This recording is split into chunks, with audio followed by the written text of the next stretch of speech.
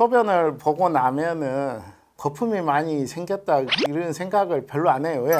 어렸을 때부터 별로 그런 신경 써서 안 보는데 결국은 이제 집에서 변기 있잖아요. 보고 나서 물 내렸는데도 거품이 남아 있는 경우가 있어요. 그래서 이제 오는 경우가 많은데, 실제로 이제 저희 병원에 온 45세 남성 같은 경우는 그런 경우예요. 와이프가 당신 그 소변에 거품이 많다고 그 말을 들고 나서는 걱정이 되잖아요. 그래서 이제 비뇨기과를 방문을 하게 되죠. 근데 이제 문제는 소변 볼 때 아프지 않다는 거죠.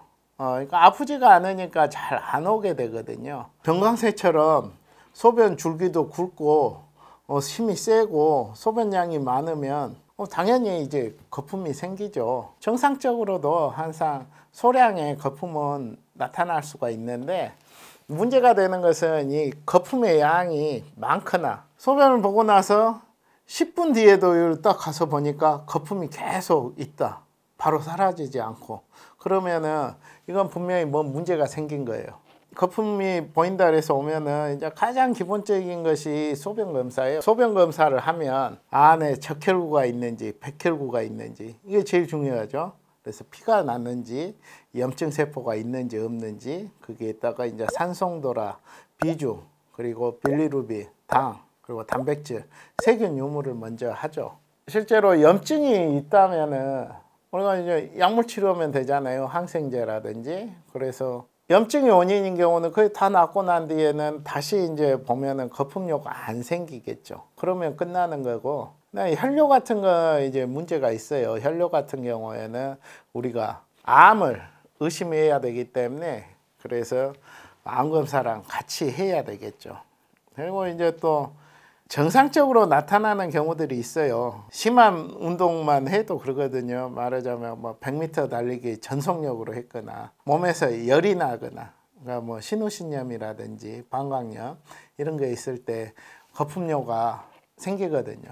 이렇게 그 뭐 염증이라든 심한 운동을 하지 않고도 계속 거품의 양이 많거나 반복적으로 또는 지속적으로 발생한다면 신장 질환을 제일 먼저 의심을 해봐야 돼요. 이 신장 손상이 있었을 때 가장 특징적인 소견이 소변으로 단백질이 배출되는 거예요. 이것을 우리가 거품료 중에서 단백뇨라 그러는데, 단백뇨에 의해서 생긴 거품 같은 경우는 시간이 지나도 가라앉지 않아요.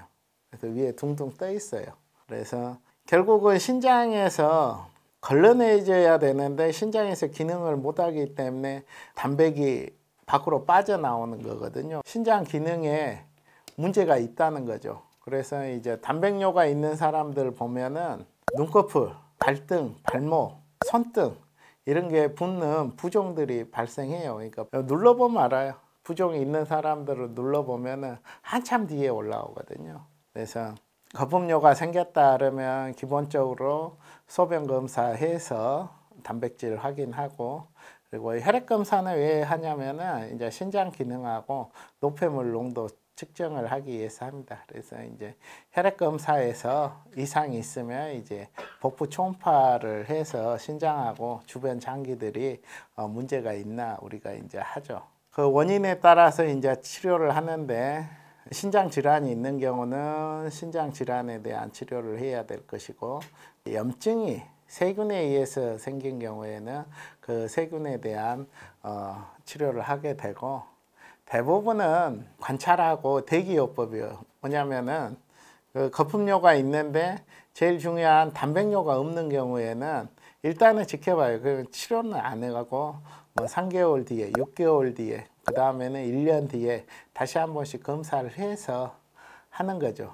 그래서 거품료가 있으면 사람들이 이제 걱정을 많이 하거든요. 근데 실제로 와서 보면은 거의 다 단백뇨가 없는 거품료예요. 그래서 대부분은 지켜보고 치료를 하지 않으니까 너무 걱정하지 말고 바로바로 와서 검사를 받는 게 제일 중요합니다.